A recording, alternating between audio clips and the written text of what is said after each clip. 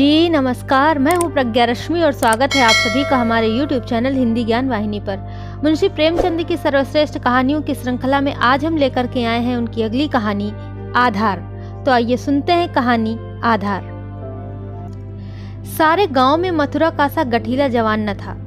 कोई 20 बरस की उम्र थी। मसें भीग रही थी, गौएं चराता, दूध पीता, कसरत करता, कुश्ती लड़ता था और सारे दिन बांसुरी बजाता हाट में विचरता था। ब्याह हो गया था पर अभी कोई बाल बच्चा न था। घर में कई हल्की खेती थी और कई छोटे बड़े भाई थे। वे सब मिलजुल कर खेती बाड़ी करते थे। मथुरा पर सारे घर को गर्व था। उसे सबसे अच्छा भोजन मिलता और सबसे कम काम करना पड़ता।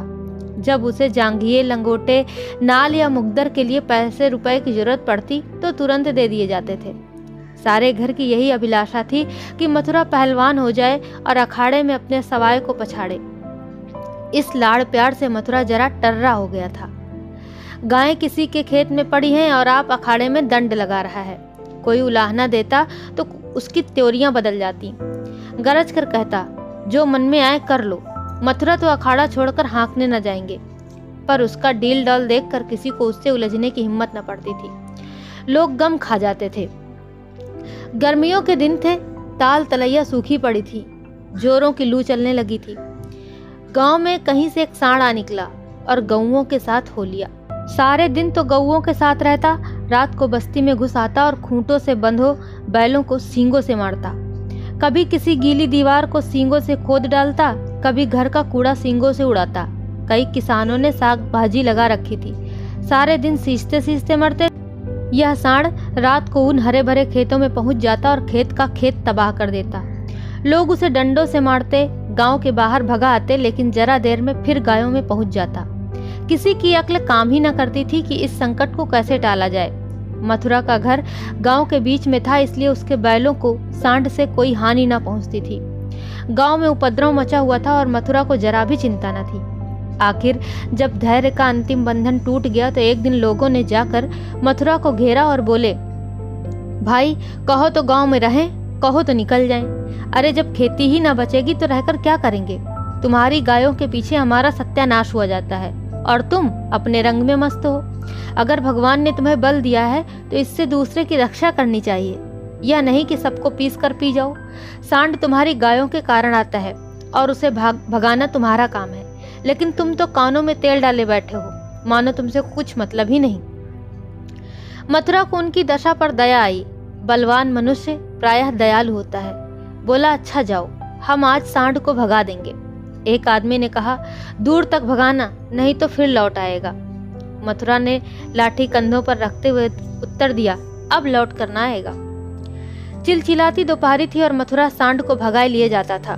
दोनों पसीने में तर थे। सांड बार बार गांव की ओर घूमने की चेष्टा करता, लेकिन मथुरा उसका इरादा ताड़कर दूर ही से उसकी राह छींक लेता।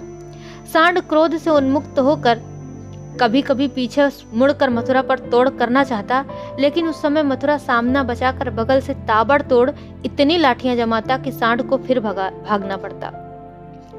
कभी दोनों अरहर के खेतों में दौड़ते, कभी झाड़ियों में। अरहर की खुटियों से मथुरा के पांव लहूलुहान हो रहे थे। झाड़ियों में धोती फट गई थी, पर उसे इस समय सांड का पीछा करने के सिवा और कोई सुध न थी। गांव पर गांव आते थे और निकल जाते थे। मथुरा ने निश्चय कर लिया कि इसे नदी पार भगाए बिना दम न लूंगा। उसका कंठ सूख गया था और आंखें लाल हो गई थीं। रोम रोम से चिंगारियां निकल रही थीं। दम उखड़ गया था, लेकिन वह एक क्षण के लिए भी दम न लेता था। 2-2.5 घंटों की दौड़ के बाद जाकर नदी नजर आई।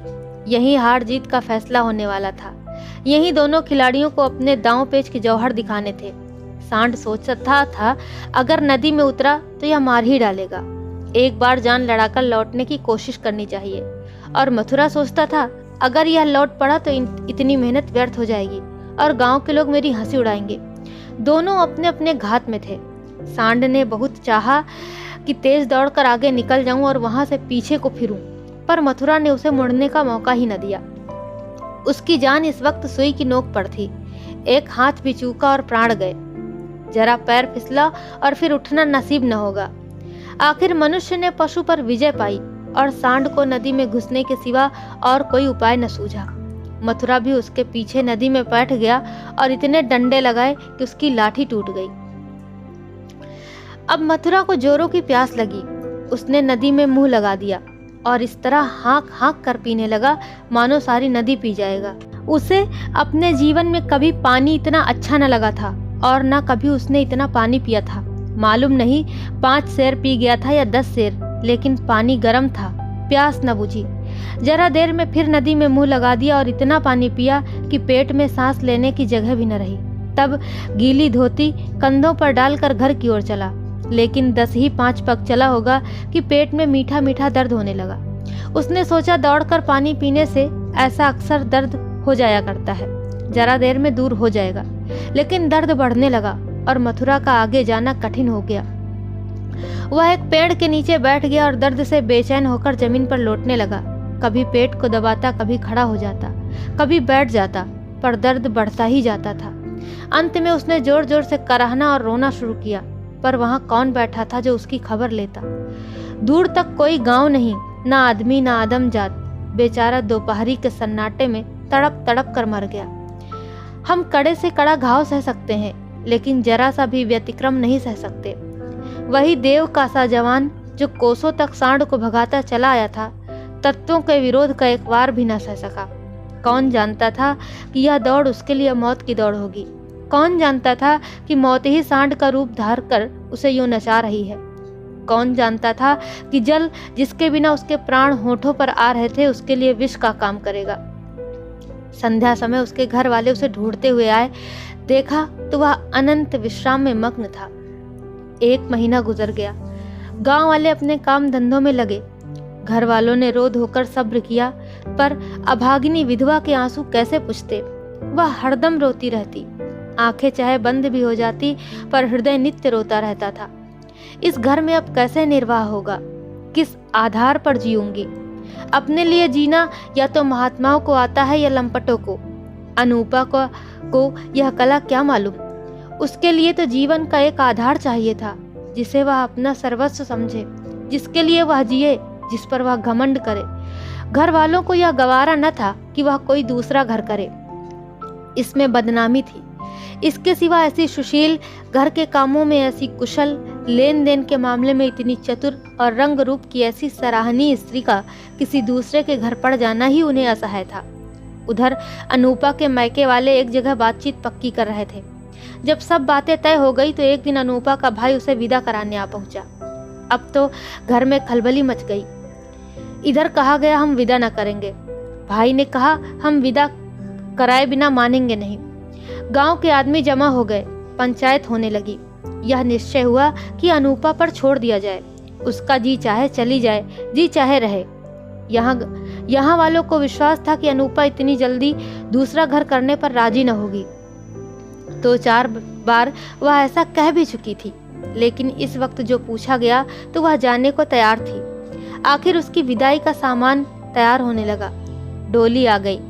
गांव भर की स्त्रियां उसे देखने आईं। अनूपा उठकर अपनी सास के पैरों पर गिर पड़ी और हाथ जोड़कर बोली, अम्मा, कहा सुना माफ करना। जी में तो था कि इसी घर में पड़ी रहूं, पर भगवान को मंजूर नहीं है। यह कहते कहते उसकी जबान बंद हो गई। सास करुणा से विह्वल हो उठी, बोली, बेटी, जहाँ जाओ वहाँ सुखी रहो। हमारे भाग्य ही फूट गए, नहीं तो क्यों तुम्हें इस घर से जाना पड़ता। भगवान का दिया और सब कुछ है, पर उन्होंने जो नहीं दिया उसमें अपना क्या बस। आज तुम्हारा देवर सयाना होता तो बिगड़ी बात बन जाती। तुम्हारे मन में बैठे तो इसी को अपना समझो, पालो पोसो, बड़ा हो जाएगा तो सगाई कर दूंगी। यह कहकर उसने अपने सबसे छोटे लड़के वासुदेव से पूछा, क्यों रे, भौजाई से सगाई करेगा? वासुदेव की उम्र 5 साल से अधिक न थी। अब की उसका ब्याह होने वाला था। बातचीत हो चुकी थी। बोला, तब तो दूसरे के घर न जाएगी ना?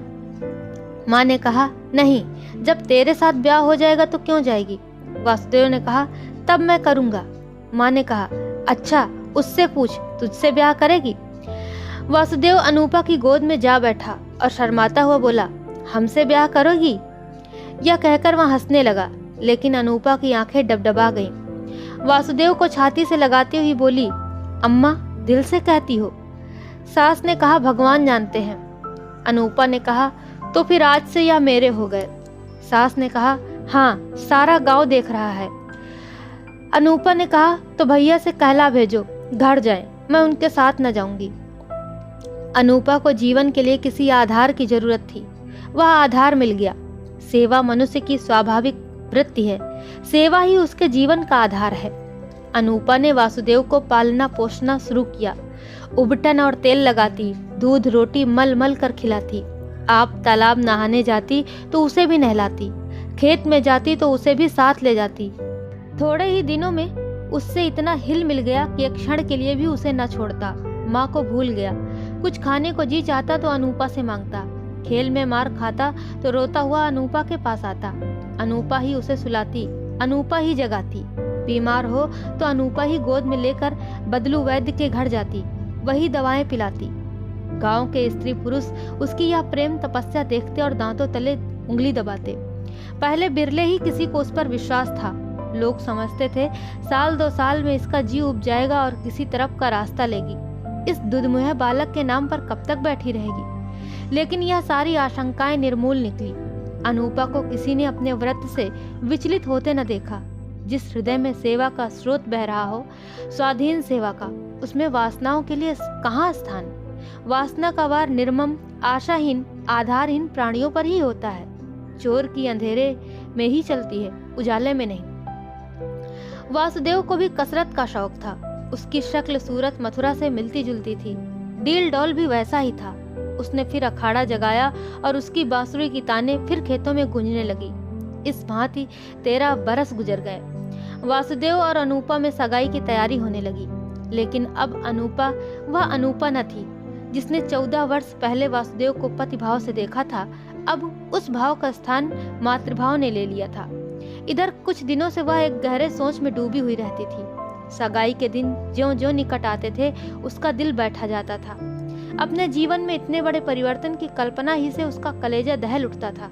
जिसे बालक की भांति पाला पोसा, उसे पति बनाते हुए लज्जा से उसका मुख लाल हो जाता था। द्वार पर नगाड़ा बज रहा था। बिरादरी के लोग जमा थे। घर में गाना हो रहा था। आज सगाई की तिथि थी। सहसा अनूपा ने जाकर सास से कहा, अम्मा, मैं तो लाज के मारे मरी जाती हूँ। सास ने भौचक्की होकर पूछा, क्यों बेटी, क्या बात है। अनूपा ने कहा, मैं सगाई ना करूंगी। सास ने कहा, कैसी बात करती है बेटी, सारी तैयारी हो गई, लोग सुनेंगे तो क्या कहेंगे। अनूपा ने कहा, जो चाहे कहें, जिनके नाम पर 14 बरस बैठी रही उसी के नाम पर अब भी बैठी रहूंगी। मैंने समझा था मर्द के बिना औरत से रहा न जाता होगा। मेरी तो भगवान ने इज्जत आबरू से निभाह दी। जब नई उम्र के दिन कट गए तो अब कौन चिंता है। वासुदेव की सगाई कोई लड़की खोजकर कर दो। जैसे अब तक उसे पाला उसी तरह अब उसके बाल बच्चों को पालूंगी। और इस तरह यह कहानी यहीं पर समाप्त होती है। आशा करते हैं आपको जरूर अच्छी लगी होगी। ऐसी ही बेहतरीन कहानियों को सुनने के लिए आप हमारे चैनल के साथ जुड़े रहिए। अभी तक आपने हमारे चैनल को सब्सक्राइब नहीं किया है तो कृपया हमारे चैनल को लाइक, शेयर और सब्सक्राइब जरूर कर लें। बेल आइकन को प्रेस करना बिल्कुल ना भूलें, जिससे कि आपको बेहतरीन कहानियाँ समय पर और सबसे पहले मिल सके। बहुत बहुत धन्यवाद। नमस्कार।